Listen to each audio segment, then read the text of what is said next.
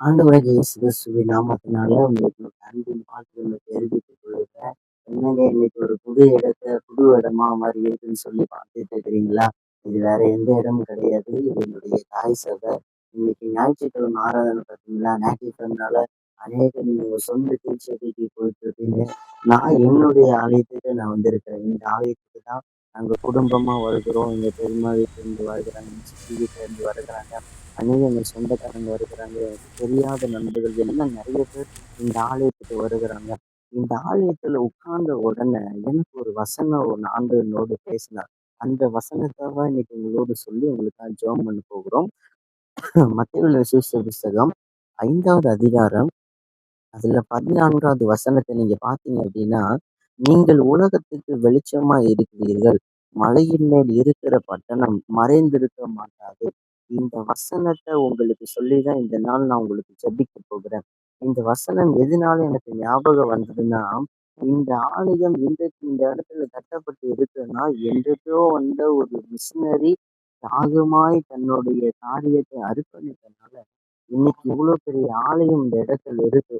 ஆயிரக்கணக்கான ஜனங்கள் தேவனை ஆராதிக்கிறாங்க, மனம் திரும்புறாங்க, கத்தரண்டிகளை சேர்க்கப்படுகிற ஒரு காரியம் இந்த ஆலயத்துல நடந்து கொண்டு இருக்கு. அந்த மிஷினரி எங்கேயோ வாழ்ந்துட்டான். ஆனா திருநெல்வேலி மாவட்டத்துல தன்னை அர்ப்பணித்து எழுப்பி கட்டி எழுப்பின இந்த ஆலயம். இதே போல நம்ம ஏதோ ஒரு இடத்துல பிறந்தவர்களா இருக்கலாம். ஏதோ ஒரு இடத்துல வளர்ந்து கொண்டு இருக்கலாம். உங்களுடைய காரியம் மற்றவர்களுக்கு எப்போ வரும்? நான் மற்றவங்களுக்கு முன்னாடி எப்போ ஒரு ஒரு நிலைய நிற்பேன், ஒரு சாட்சியா இருப்பேன் அப்படின்னு சொல்லி நீங்க யோசிச்சு கொண்டு இருக்கலாம். சில நேரத்துல உங்களுக்கு ஒரு விதமான அழுத்தங்கள் கூட வரும். என்னுடைய வாழ்க்கை முடிஞ்சது, என்னுடைய காரியம் அவ்வளவுதான் அப்படின்னு சொல்லி ஒரு விதமான மன அழுத்தங்கள் கூட உங்களுக்கு வரலாம். உங்களை பார்த்து ஆண்டவர் சொல்றார், உன் வாழ்க்கை இன்னும் முடியல, உன்னுடைய காரியம் இன்னும் முடியல. நான் உன்னை மலையின் மேல் இருக்கிற பட்டணமாய் நான் மாற்றப் போகிறேன். நீ உலகத்துக்கு வெளிச்சமாய் மாறப் போகிற அப்படின்னு ஆண்டு உங்களை பார்த்து சொல்லுகிறான். இந்த வசனத்துக்கு நம்ம அர்ப்பணித்து ஜெபம் பண்ணுவோமா? அப்படி இருக்கிற இடங்களை கண்களை மூடுங்க பார்க்கலாம். ஆண்டவரே, இந்த வசனத்திற்கு எங்கள் நாங்கள் அர்ப்பணிக்கிறோம்.